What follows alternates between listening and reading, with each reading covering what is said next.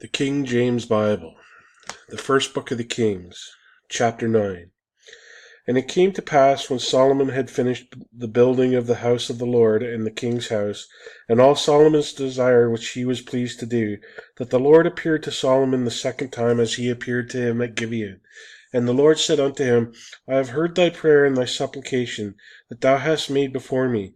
I have hallowed this house which thou hast built, to put my name there forever, and my eyes and my heart shall be there perpetually. And if thou wilt walk before me, as David thy father walked, in integrity of heart and in uprightness, to do according to all that I have commanded thee, and wilt keep my statutes and my judgments, then I will establish the throne of thy kingdom upon Israel forever, as I promised to David thy father, saying, There shall not fail thee a man upon the throne of Israel. But if ye shall at all turn from following me, ye or your children, and will not keep my commandments and my statutes which I have set before you, but go and serve other gods and worship them, then will I cut off Israel out of the land which I have given them, and this house which I have hallowed for my name will I cast out of my sight, and Israel shall be a proverb and a byword among all people.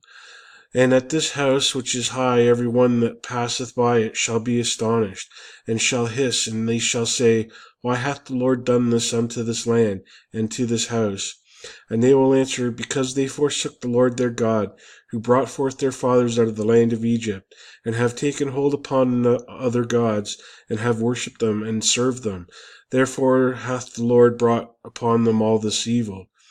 And it came to pass at the end of 20 years, when Solomon had built the two houses, the house of the Lord and the king's house. Now Hiram the king of Tyre had furnished Solomon with cedar trees and fir trees, and with gold according to all his desire. Then King Solomon gave Hiram 20 cities in the land of Galilee. And Hiram came out from Tyre to see the cities which Solomon had given him, and they pleased him not.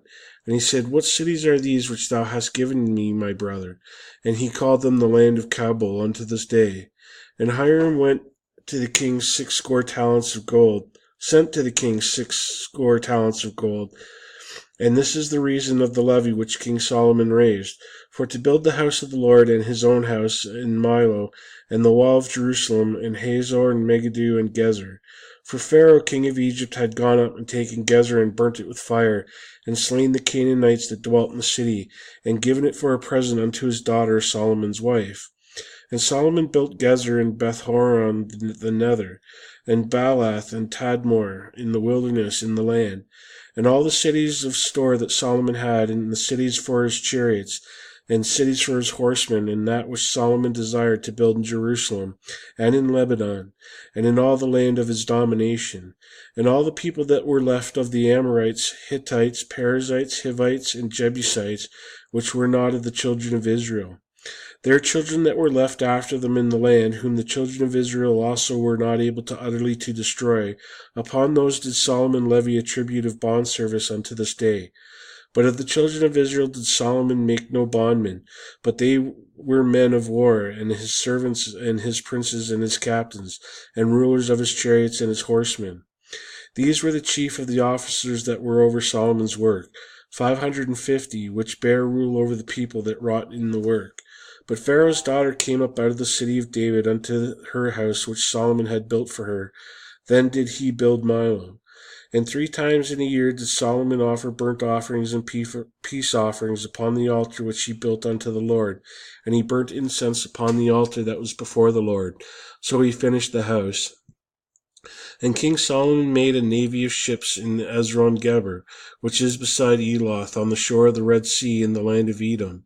And Hiram sent in the navy his servant shipmen that had knowledge of the sea, the servants of Solomon, and they came to offer and fetched from thence gold, 420 talents, and brought it to King Solomon. Chapter 10. And when the queen of Sheba heard of the fame of Solomon concerning the name of the Lord, she came to prove him with hard questions. And she came to Jerusalem with a very great train, with camels that bare spices, and very much gold and precious stones. And when she was come to Solomon, she continued with him for all that was in his heart. And Solomon told her all her questions. That was not anything hid from the king, which he told her not. And when the queen of Sheba had seen all Solomon's wisdom, and the house that he had built, and the meat of his table, and the sitting of his servants, and the attendance of his ministers, and their apparel, and his cupbearers, and the ascent by which he went up unto the house of the Lord, there was no more spirit in her. And she said to the king, It was a true report that I heard of mine own land, of thy acts of thy wisdom. Howbeit I believed not the words until I came, and my eyes had seen it. And behold, the half was not told me. Thy wisdom and prosperity exceedeth the fame which I heard. Happy are thy men, happy are thy servants, which stand continually before thee, and that hear thy wisdom. Blessed be the Lord thy God, which delighted in thee, to set thee on the throne of Israel, because the Lord loved Israel forever.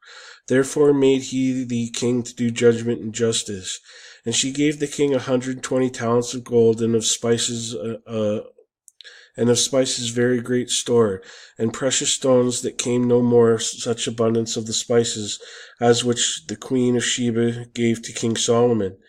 And the navy also of Hiram, that brought gold from Ophir, brought in from Ophir great plenty of almug trees and precious stones.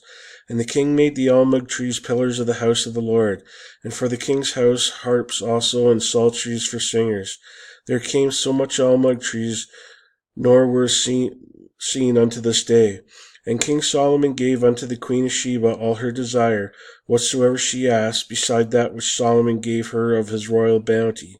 So she turned and went to her own country, she and her servants. Now the weight of gold that came to Solomon one year was 666 talents of gold. Beside that he had of the merchantmen, and of the traffic of the spice merchants, and all the kings of Arabia, and the governors of the country. And King Solomon made 200 targets of beaten gold. 600 shekels of gold went into one target. And he made 300 shields of beaten gold. 3 pounds of gold went into one shield. And the king put them in the house of the forest of Lebanon. Moreover, the king made a great throne of ivory, and overlaid it with the best gold.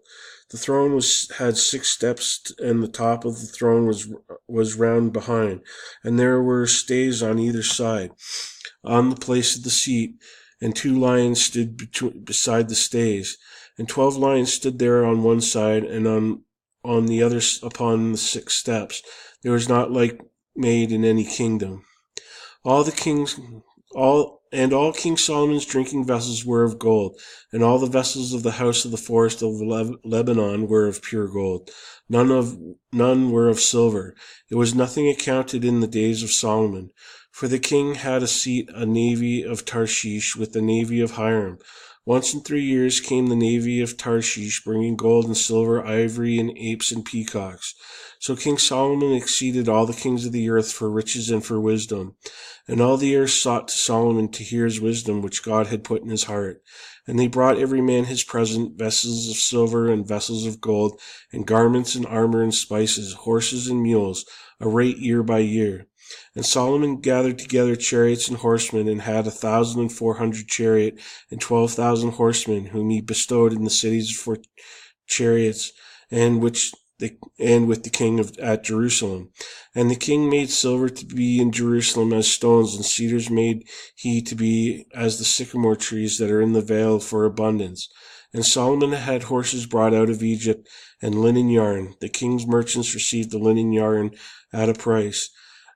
And a chariot came up and went out of Egypt for 600 shekels of silver, and a horse for 150. And so for all the kings of the Hittites and the kings of Syria did they bring them out by their means.